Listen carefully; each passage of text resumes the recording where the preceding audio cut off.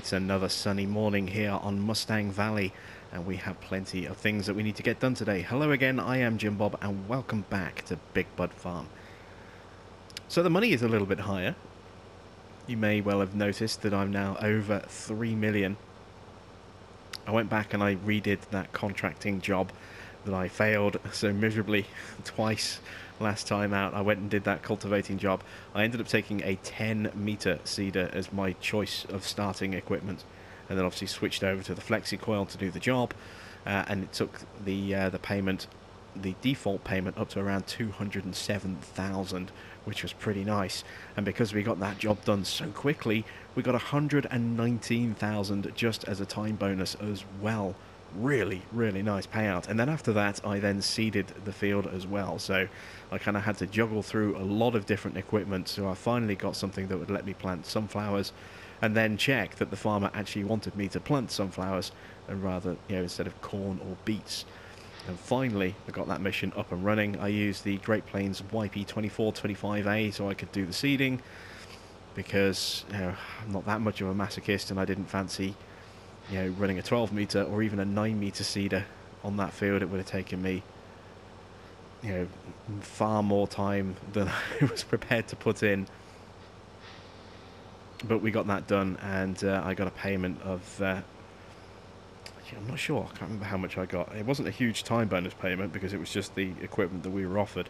You can't obviously switch out the seeders for obvious reasons. But I did take a screenshot of my payout, which I don't have to hand. I think it was around 150,000 or so for the job, and then another sort of 40 to 50,000 for the for the time bonus as well. So yeah, a nice little bit of extra cash. And then I sold some additional silage overnight as well, and that started now to dip in terms of prices. So you can see that the silage price is now down to 171 after my nice big sell, but it was at 263, and then it started dipping, and when I got to 260 I'm like, yeah, it's time for me to kind of call it quits on that. We still have a fair bit left, that we can sell in the future, so there's still a good couple 100,000 plus in terms of cash left available, and we will definitely go back and finish that as well at some point in the future. But today we need to really take care of our animals. Almost everything is completely empty. If we just take a quick look at the animal chart, you can see almost completely out of food for our sheep. Obviously we've just topped up the water, so I need to kind of give them a little bit of a final top up, and then sort their food out. And if you look at our cows, well, our cows are almost out of everything, so we really do need to do a fair bit of work to get them up to scratch. So I'm just going to quickly head over to our little free water source just over here, because we're going to have quite a lot of thirsty animals. It could cost us quite a bit of money, and we are on an economy drive at the moment because we are desperately trying to save up and buy field 2, and we're making pretty good progress. We are most of the way, well, I say most of the way, we're about 2/3 of the way there now. I believe we need around 5 million. Let me just quickly skip to that field while our water trailer is filling up, and just double check the price, see what our target is. It might be less than that actually. That's 5.2 effectively is how much it's going to cost us. So I mean, that's not too bad. We're at 3.2. We need another 2 million. So we do have some stuff that we can work with. We're still filling away here. One other thing we're going to do today is we're going to sell off our soybean, or at least some of our soybean. As you can see, we actually have a really nice price, over 1,000 per 1,000 litres, which on Mustang on hard is a very good price indeed. And what I'm also going to do is, oh, we've already got the mill placed, haven't we? Yeah, the price at the mill is not great at the moment. So we are going to be heading to Small Farm. It seems to be the source of where we sell pretty much everything. The vast majority of stuff ends up going to Small Farm. Yeah, as long as they're willing to pay for it, I don't mind where it goes. I just want a good return on my investment. So obviously we are going to get a big drop in price once we do start selling. That's inevitable. It's kind of unavoidable. But one thing I have noticed is that if you have a trailer hooked up to a dolly, normally when you're hooked up to a trailer, you can't disconnect from it while it's mid-tip. But with a trailer with a dolly, you can, and it will continue to tip. So it does mean that I can actually tip 2 trailers worth at the same time with just one truck, which is something that I haven't done before. A lot of people have constantly said to me, you know, you should, you know, tip 2 trailers at the same time, and it's not been, you know, not been practical to have a second truck just to tip a second trailer every now and again. But the fact that we can now do this means I can literally park the 2 trucks side by side, hook up to the truck with the dolly, tip that one, immediately disconnect from the dolly, and have that tipping with the grain door, so it's slower as well, and that gives me time to then reposition, connect up to the other truck and start the tip on that one. And that way we can simultaneously tip both of our 70,000 litre trailers. So we'll be able to sell 140,000 litres of our soybean before we get that drop in price. And if the drop isn't too bad, then I may go back for a second pair of trailers. But I think after 140,000 litres, it's going to be quite a severe drop. So we may just sit on the rest of the soybean until the price rebounds or goes up somewhere else. But nonetheless, it's still the chance for us to actually shift a high-value commodity at a very good price, even if we can't get rid of all of it. Right, how thirsty are our cows? Can we just about top them up? Yes, just look at that. We've got 1,100 litres of water left, and that's it. So we're done with the water. I could leave this here, I suppose, but I'm going to take it back to where the sheep are because it's closer to the water source, which is just where we're going to have to top it up from. Next up, we'll bring the wheel loader up from the BGA. We'll do some bale shifting just to feed the sheep, and then we'll return in here. Actually, I may as well leave this truck in here, just so I can do my feed mixing and stuff. So yeah, let's just park this here for a second. Let's take care of the rest of the sheep first. So I need to find my telehandler, sorry, my wheel loader.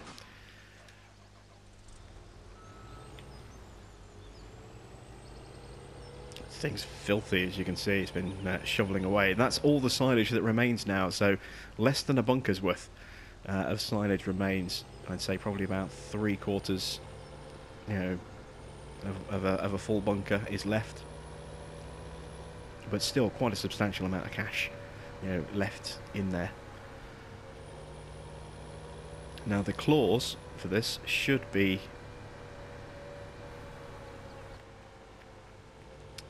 up by our grass bales. Obviously we've got a load of bales that are kind of stacked up by the sheep to keep them fed. And it's kind of refreshing to actually have grass bales. It's something I haven't had on any of my other farms for quite some time because they're all seasons enabled, and of course they would rot very, very quickly. So it's kind of nice to actually have grass bales just stacked up. I mean, obviously we could just get away with hay bales for the sheep, but it does give us the option of actually feeding grass bales to our cows on this map, on this farm, because we aren't running seasons on it. But I'm going to keep the grass separated out. So I've got loose grass in the silo for the cows, and then I've got these bales for the sheep. I think it's a little bit nicer to have that separation. Alright, so we're hooked up. Let's grab that one bale on its own.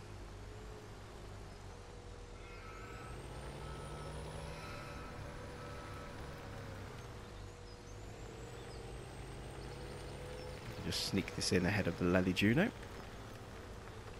we go. Let's go grab a full stack of 4.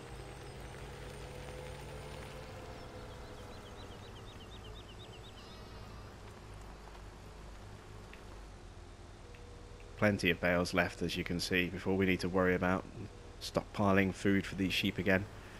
And we're getting a nice little stockpile of wool on our first trailer as well, so if the wool price continues to rise, because that's been going up overnight as well, we could possibly even look at selling some wool today. Can we get all of these bales in? Yes, there we go. And how's our food level looking for the sheep now? Oh wow, it still needs at least, I think, another 3 bales, maybe another 4. So let's grab another stack. At this rate, I am going to have to seriously consider doing another baling run for our sheep.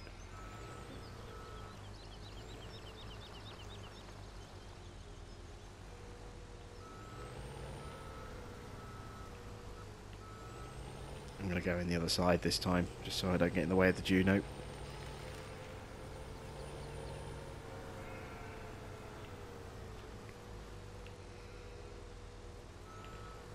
And then there we go, they all went. And that's close enough to being full. I'm not going to mess around with a single bale on this claw just to completely fill that.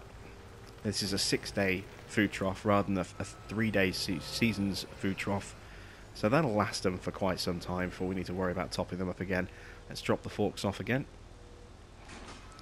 There we go. This can go back to the BGA, and then we will then head over back to the cows. We'll use our big bud over there to use our food mixer. We'll transport some TMR. Actually, can I do that without... I might need the Penta trailer. I might need to bring that up, because I don't think I can put TMR in the mixer.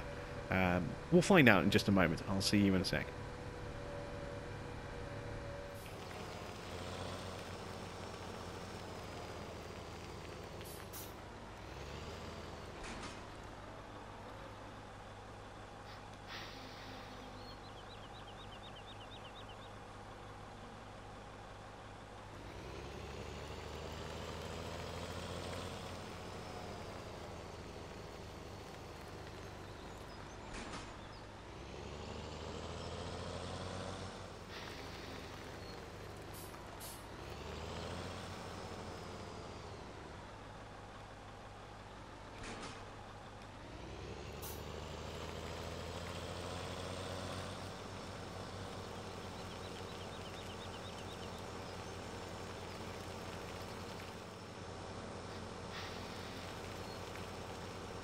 So I dragged the Penta all the way up here.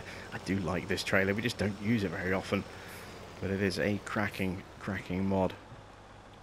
Let's load up some TMR. We'll get that done. We also need to do the straw. We need to do grass as well. I think that's everything then for our cows. Let's take a look. Straw, grass, and then the TMR, because the silage and hay will fill up at the same time as the TMR. So, yeah, it's going to be a fair few trailers. Each one of these is 50,000 litres. I'm really curious as to just how much food they're going to get through. It's going to be a lot, and I'm kind of glad that we did mix all that TMR up, because it's a long job when you've got a lot to mix and then feed. And it does save a little bit of time if you do it direct from the silo, as we did about a month ago, I think, maybe a little bit longer. You see the food going in. That's actually a really good shot, that.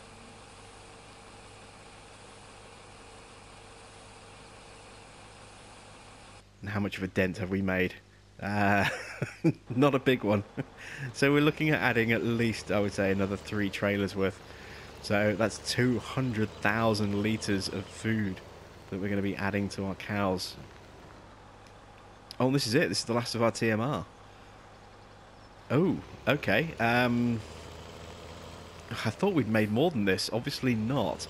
So it looks as though we're going to be making some TMR to finish topping them up. Alright, well, let's deal with the straw and the grass. And then we'll go and do our crop sales. And then we'll come back and we'll actually mix some TMR and unload it direct into the food troughs rather than into the silo. Just hope I've got enough commodities in here now. I've got a decent amount of silage. Oh, and a good amount of hay as well. So yeah, we should be fine. But that's something we're going to have to look at doing, I think, pretty soon. So let's do some straw. How much straw am I going to need? Quite a bit by the look of it. Same with grass. If those bars have just got that tiny slither, and that's 3.5 grand each, then yeah, I would say probably a full trailer of straw, or close to, and same for grass. That's quite a lot. Again, we've got enough, I believe, but it's still eating up our supplies. We are definitely going to have to do another supply run at some point soon.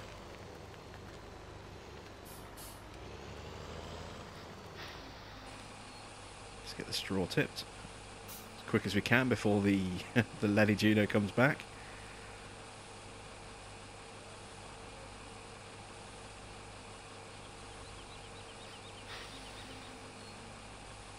Oh, it's going to be close. I'm going to have to move. Just made it. That was close. And it all went in. So, almost filled up the straw. One trailer will be enough. Let's do the same for the grass trough.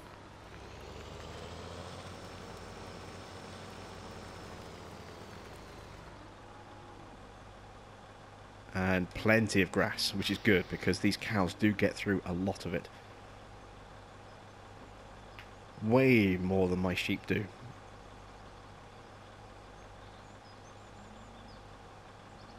How many animals do we actually have now?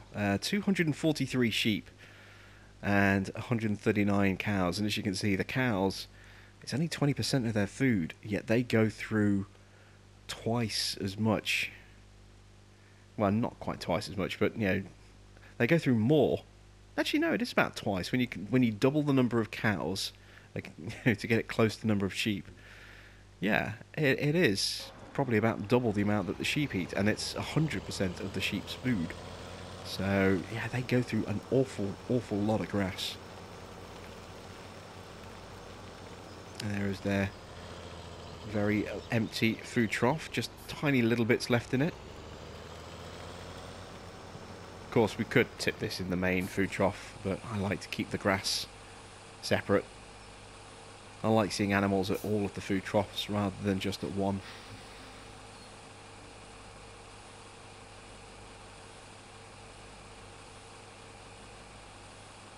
Look how high that thing tips. Right, there we go. So,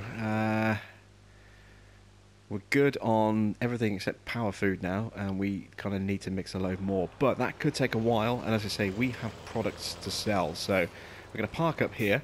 We're going to jump back to the farm, and we're going to jump into our truck, which should be there. There it is. And we are going to hook up and take some of our soybean down to market and sell that. Actually, I need the dolly, don't I? There we go. Now, what I also need to do is I need to make sure that the rear trailer here is going to tip via the grain door rather than the back door. So let's pull up the help window so I can check that. Tip side right, tip side grain door. So I want grain door. There we go. So if I pull this out and test this, it shouldn't go very high.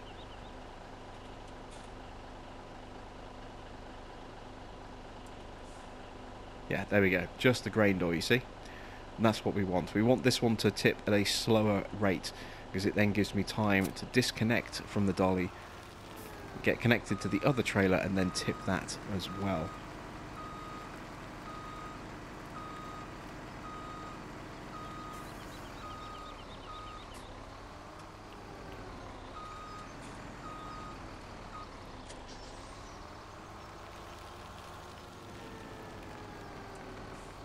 Try and get connected. There we go. This is our only crop that we have to sell right now, of course. But, well, not counting the wool, but, you know, we are working on sunflowers. They are planted. They just need to be sort of fertilised. And then, obviously, they need to grow. And we do have beets, remember, still on field 5. But we are just 9 days away now from the release of the Roper DLC. So we're going to wait You know, next week will be something. We'll think of something to do next week. And then the week after that, we will do our beet harvest, and we'll do it with the roper equipment. We'll lease the roper equipment in so we can get our harvest done. Might even run it alongside our own Holmer stuff so we can see the variance and the difference. That'll be perhaps quite an interesting thing to look at. And we'll get our beets done, you know, in a couple of weeks' time.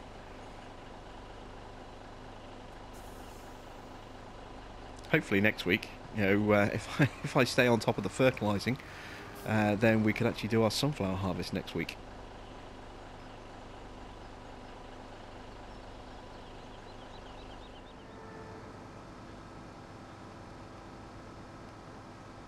So here we are, arriving at Small Farm.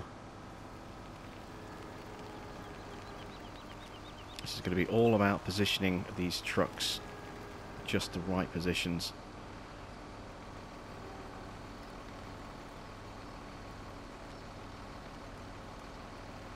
So there we go, that's the first truck there. Let's disconnect. Let's try and back the other one into that gap. Probably would have been better off getting the other one against the fence first, but never mind. We can squeeze this in there.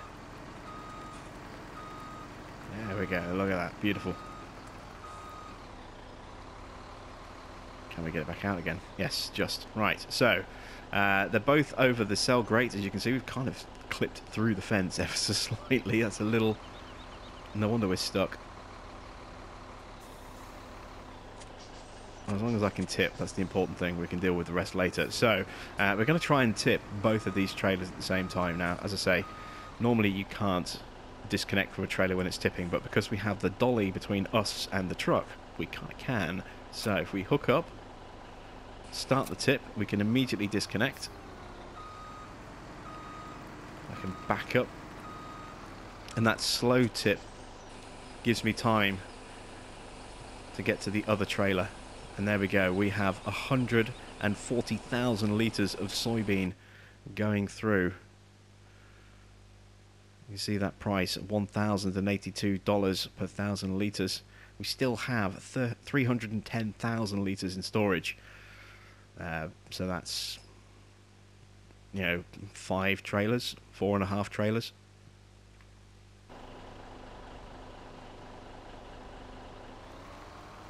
Of course, we're kind of freed up a little bit thanks to that tip. See if I can squeeze us back out. I can.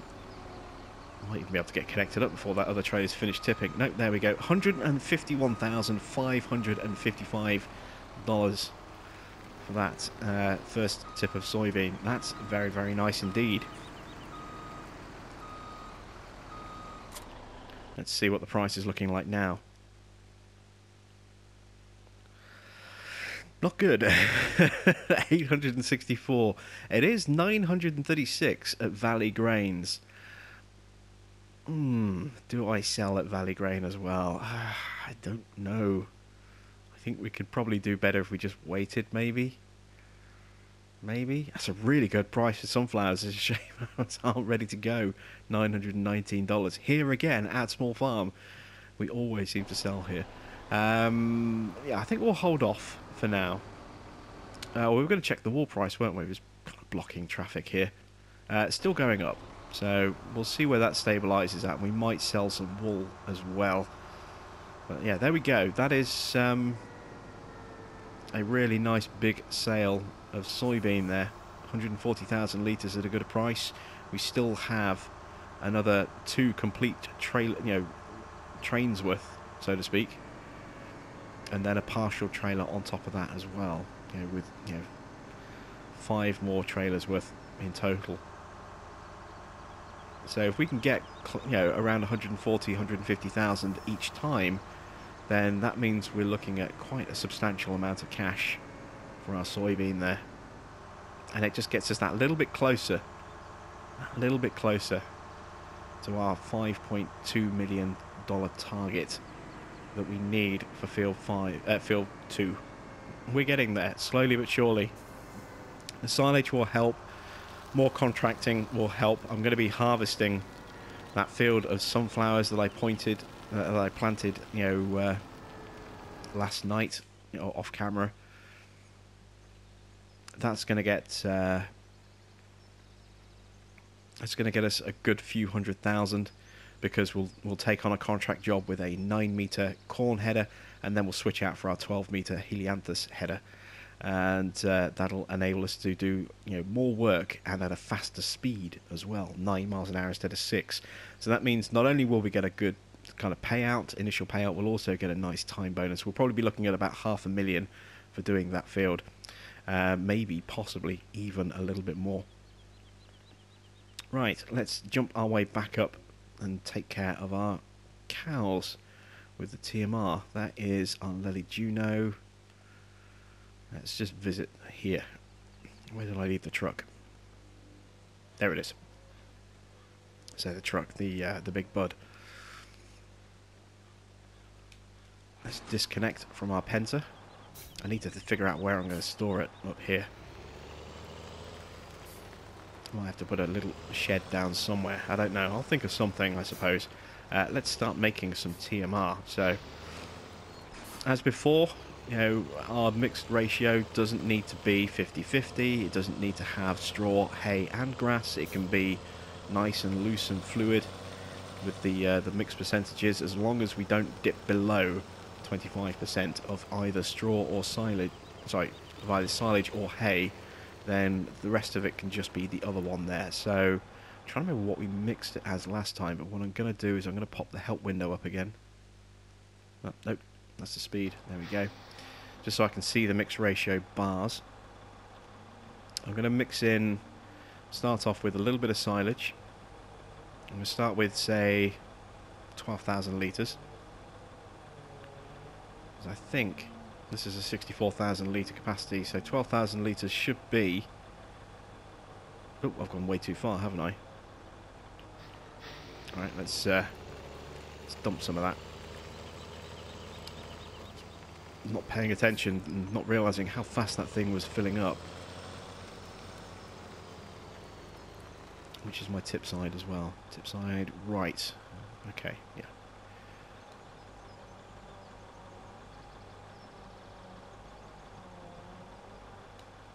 Right, so that's a little over 12,000 litres, so that should be kind of the magic number, I think.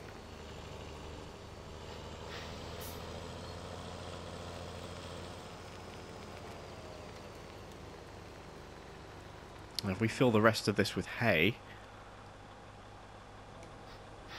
I might got my calculations on. No, let's see, it's 12, 24, 48. Yeah, so I am slightly off. I am going to need to add in more silage, I think. There you can see our mix of TMR. The ratios are good at the moment, but if we go too far with one of them, it will be a problem. And we are definitely going to go too far. 64,000 litre capacity.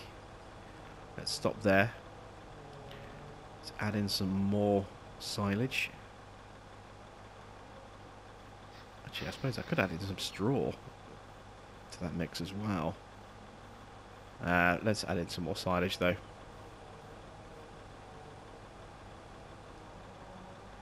There we go, so the numbers are looking good. Then go back to our hay again. Excellent, there we go. So we've got 28.5%. It's a little higher, but it's not too bad.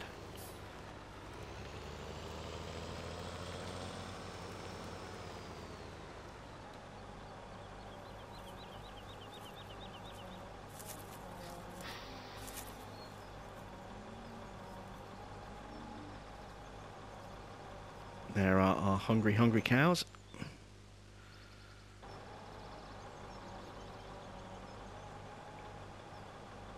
Where is my Juno? Oh, it's way down there. It's nice and slow on this map, so I don't have to worry about it suddenly sneaking up behind me and forcing me to jump out the way of it. But how's that looking for our cows' food trough figures? Pretty good. Oh, we've got a slight disparity there. They're not stacked anymore. Why is that?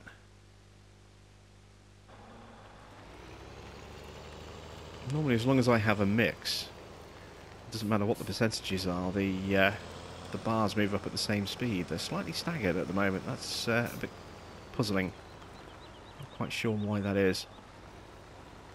Right, so let's try that again. Let's go, let's see, 16, 32, 64. So we want 16,000 litres of silage this time.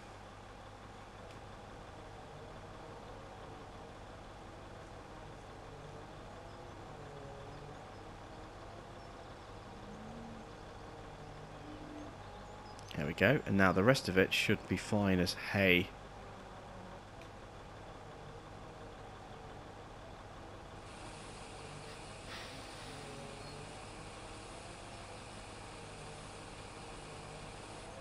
This mixer really is a godsend when you're working on a farm with a huge number of animals.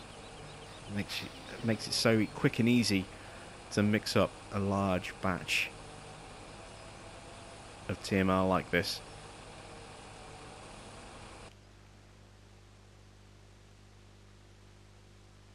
Now they're both green again, so maybe, I don't know, maybe they are okay. I mean, I get the feeling one of them is slightly out of sequence with the other. I'm not quite sure what's caused that.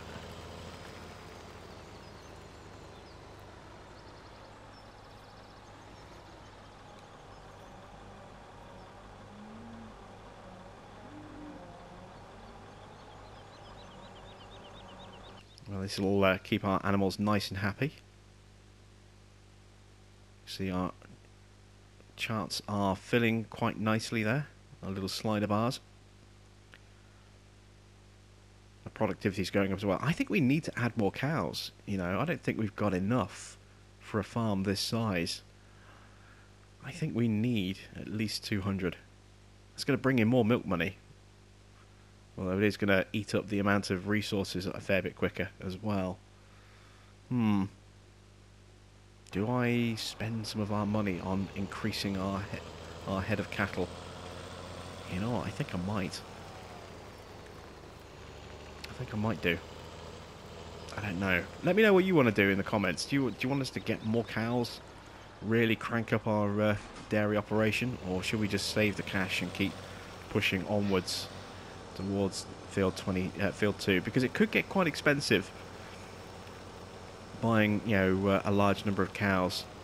I mean, they're what, 5,000 each, so just adding 10, that's 50 grand. Adding 100, that's 500 grand. We want to add, you know, to get them up to 200, we want to add 60.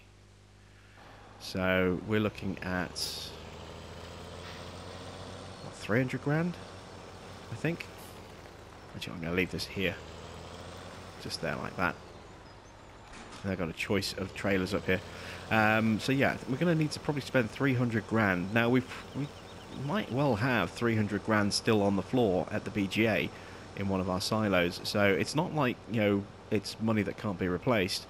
Plus we do still have some crop in the silo, and we've got more crop on the field that's starting to grow. But you know, I really do want to get field 2 as quickly as we can.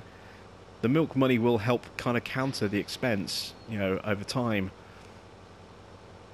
So it swings and roundabouts. It's half of one, six a dozen of the other. No, that's not right. Half of one, six a dozen. I've got that completely the wrong way. It's 6 of one, half a dozen of the other. Don't know what the hell I was talking about there. So yeah, half of one. I've done it again. No, 6 of one, half a dozen of the other. You know, whichever way we go, it's, you know, we will make money. It's just a question of how we make that money, I suppose. Let's load up these 2 wool pallets. Let's be careful, because normally I like to just slide through and grab the one behind it as well, but that's obviously the one that's growing, or, you know, being filled. We can't take that one just yet.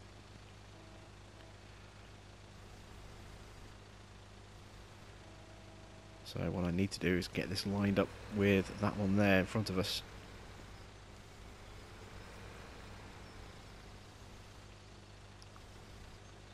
That looks to be about right. It's not far off, it's slightly wonky. There we go. Excellent. Right. And add these two to our trailer. And we'll check that price again, see if it's finished going up or if it's still climbing. Oops. Knocking that trailer out the way. That's not good. I'll have to reposition that.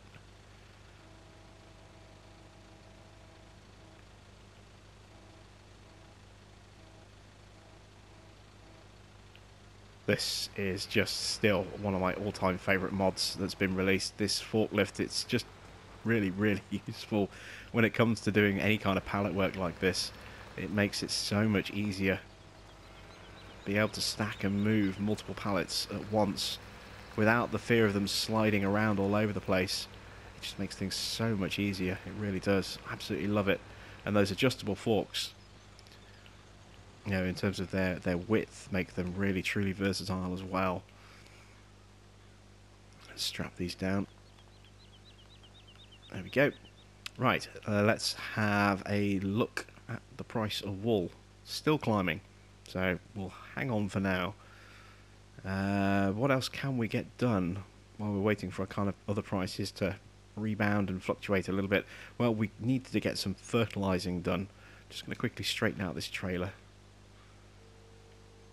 because it's gone obviously a bit wonky. We've kind of nudged it a bit out of the way.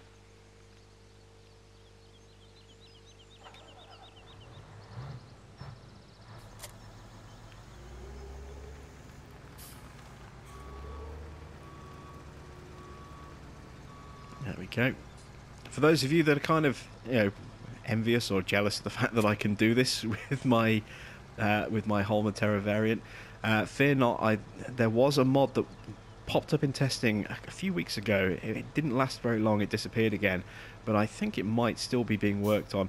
That basically allows you to get a hook lift like this for the Terra variant. It's kind of the same basic premise. It's one of these platforms that is designed to be fitted specifically on the Terra variant, that is supposedly coming to consoles, I hope. It was in testing. It's obviously been out on PC for a while. It did pop up in testing, as I say, a few weeks ago. Hopefully that will make an appearance, because then I can actually keep my hook lift truck by switching over to that new mod, and it means I can finally update my 850 hook lift as well, which is still the original day one version. Hasn't been updated because it means I would have to say goodbye to my hook lift Terra variant.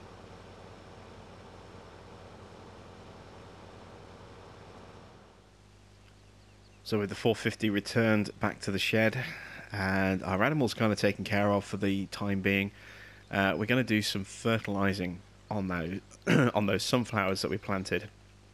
So that means breaking out the Pantera.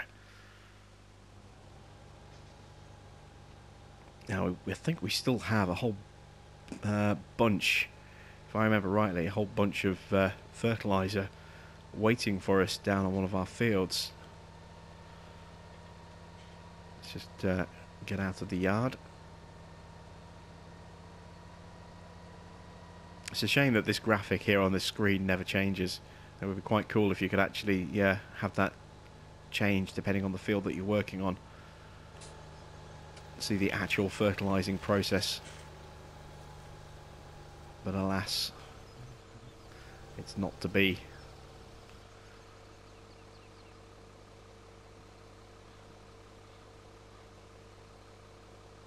So if memory serves me right, we're going to end up with a little bit left over, which we're going to have to use our other fertilizer spreader for. Our I don't know what it is now, our big Breedle unit.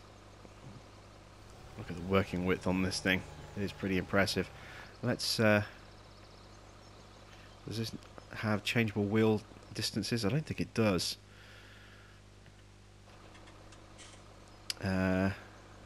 Obviously we can change the height of the sprayer. What else can we change? Oh yeah, we can change the wheel working width as well. Look, it doesn't move that much. So you can see we can go really skinny, or we can go quite wide. There we go. Let's get positioned. That should do it.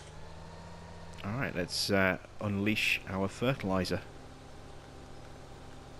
And you know what, I'm going to do this myself actually. I normally get a worker to do it. I'll get a worker to do it on field 1, but I'm going to do it here on field 3. I don't spend much time driving around in these things, so I think it's kind of nice to actually spend a bit of time in one. You can see the display there says 7 kilometers per hour right in front of us, but it's actually 7 miles per hour. Obviously we've switched. The number will stay the same, but the it will always display kilometers per hour. So yeah, the number will be set based on your actual speed. So if this was in actual kilometers an hour, not miles per hour, then this would be, I don't know, what, 11, I think it is. 11, 12 working speed, something like that. And we would actually see on this panel here, instead of 7.0 kph, we'd see 11/12 or whatever the speed would be kph. You can see our wheel width actually there as well. I wonder if that changes. That, I think when we get to the end, actually I can do it here, can't I? Let's see. No, it doesn't. Okay, that's a bit of a shame. Well, maybe the speed doesn't change either then. Oh, that's a shame. Unless it's... No, it's not cruise control. Maybe it's just showing me what my operating speed is. It's just slightly disappointing, that. I wish there was more interactivity with the controls in the cabs. You know, we're kind of sitting here and we can see the wheel turn, but you know, we don't get to interact with anything in here. We don't see any sort of terminals changing, you know, with really good useful information. Obviously we get the little speed panels and stuff on some of the tractors, but yeah, if you want to get really good interactive kind of panels, you've got to look to the Big M mod. You know, that shows so much. You know, it shows you your lights, it shows you your headlights, it shows you your indicators, your beacons. It shows you your mowers, your fuel usage, your fuel capacity, your speed, the speed of the mower blades, all sorts of different things. It's awesome. And then obviously you have the monitor up there in the top there, which shows you whether you're connected to something or not as well.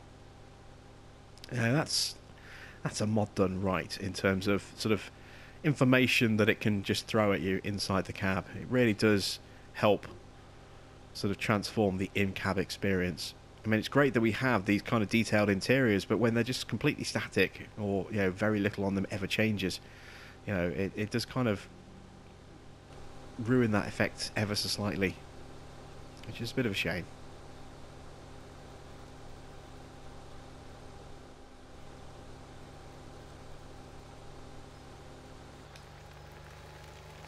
Okay, so here's a question for those of you that are actual farmers. Oops, that was clumsy.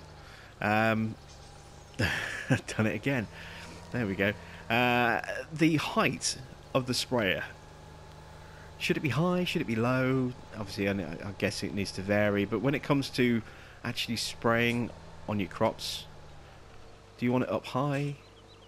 Do you want it down low like this? What's the optimal spraying height? You know, is it a case of the closer the better, or the further away the better?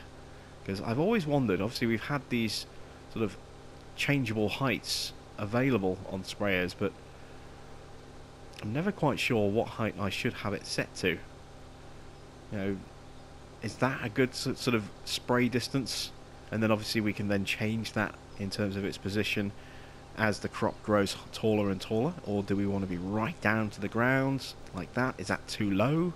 I really don't know. I mean, I like to kind of run just visually, kind of like that, so it's kind of just brushing the tops of the plants. But I would really genuinely love to know the sort of ideal kind of position in real life terms. So if you're a real farmer and you know this, or if you just happen to know the answer, please do let me know in the comments. Would love to hear from you guys.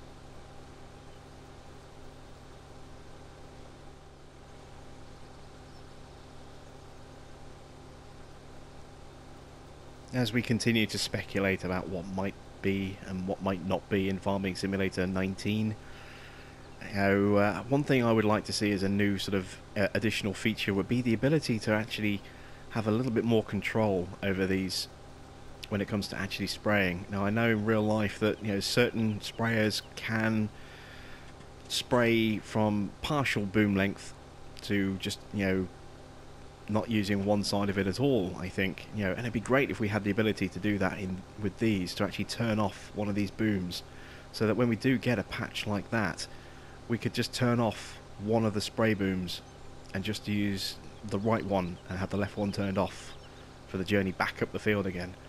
Something like that. I'd love to see something like that. I'm guessing there's probably a PC mod that allows people to do that, or at least a modded version of one of these on PC that gives you more in-cab control and the ability to play about with your boom settings.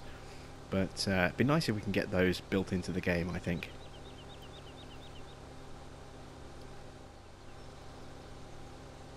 As I come to the end of the field, obviously I'm not going to go back up the other side and waste a lot of this liquid fertilizer. So I think last time we used a weeder, didn't we, to save a bit of cash. We'll do the same this time out because we can, and then we'll switch to the Breedle when the weeder is no longer a viable option. So let's get this over to field 1. Let's change our wheel width.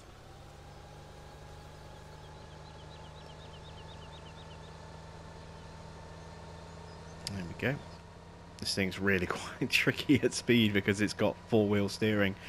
But yeah, we'll get this over to field 1. There should still be a tank somewhere, I believe, with a ton of fertilizer for us to top up with.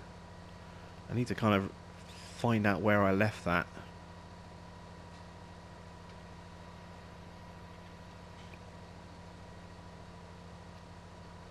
Unless that happened on a failed episode where that footage got cut, and I don't know. I'm pretty sure that was actually one of the things that we did was we bought the 60,000 litre fertilizer tanker and filled it up, and then used a fraction of it. I think that should still be around. Let's park up and have a look. Let's go through my equipment list and see. You see, we've got a lot of tools on this map. Awful lot of equipment. Yeah, there it is. Look, the Garrett multi-tank. Where is that? Oh, it's back at the farm. It's all the way over there. Okay, well, that's not too bad. We can hook up our Legend and bring that over. That's not too far to travel. And that way we can obviously, continue to use it on this field, because we have an awful lot. So while that's unfolding, let's jump back over to the Legend. Let's turn off those beacons. I remember now, I stored it there, didn't I, next to the flatbed trailer. I wonder how much is still left inside this thing. It's got to be around 45,000 litres, somewhere about that, I think. Maybe even more than that. About 45,000 litres. That's not a bad little guess. So yeah, we'll run this over. We'll top up our sprayer, and then we'll do the usual thing where we run it up and down, top it up after every second pass, and close out this episode by getting field 1 sprayed.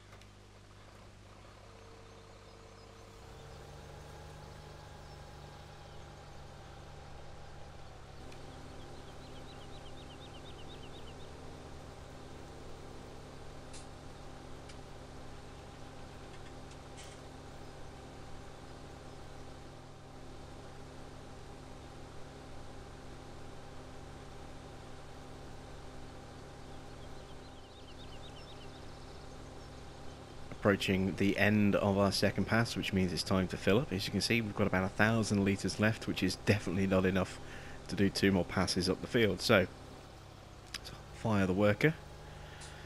Now it's still set on unload on the trailer, so just need to back up. There we go, automatically fills up,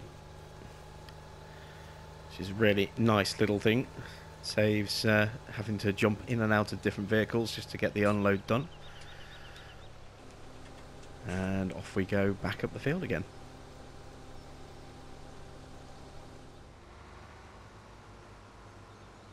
And of course we still need to take care of those little bits that are left over, so let's switch the wheels over to narrows. There we go. Drive back out of our workshop bay. There we go. Let's go collect our weeder, which should be hiding in here. Yep, there it is.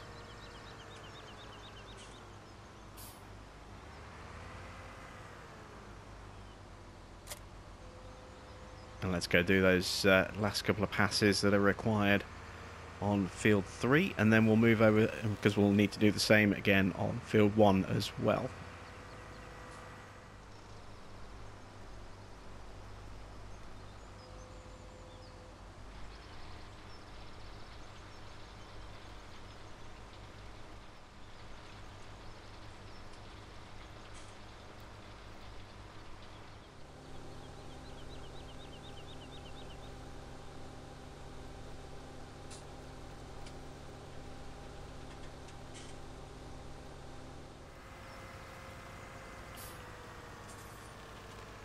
So the sprayer is on its final pass. Our Amazona Pantera off in the distance will come into shot at some point in the future, hopefully. Gonna get our worker started here and make a start with the little bit on the side that we're going to have to do with the weeder. But this field is now almost completely done. As I say, there's a large patch to the side of us there, but at the other end of the field, as you can see, making its way down, worker K in our Pantera. That'll be his final pass, and then, you know, whatever's left is going to be covered by worker F here in the weeder with the voucher. So that's pretty much it for the end of this week's episode of Big Bud Farm. Now we've done a decent amount. We've made a bit of cash. We've tended to our animals, and we've applied some fertilizer to this field here as well. I will hopefully be in a position to do some harvesting next time out, and then the week after that we'll be unleashing the roper equipment on the farm and seeing just how good the new DLC is. Don't forget, Fent Farm returns in just a couple of days. On Tuesday, the series will return on a brand new map, Green River 2017 by NLD Farmers. That will be going live in place of Deutz Farm. Obviously that has come to a close, and we did our little special sort of 12-minute time-lapse video to showcase the growth of the forest and then the end result exploration as well. So please do be sure to check out both that little time-lapse video that we did and also the new Let's Play when that goes live, as I say, in just a couple of days. That's it from me. Thanks for watching. I am Jim Bob, and I'll be back with some more Big Bud Farm next Sunday.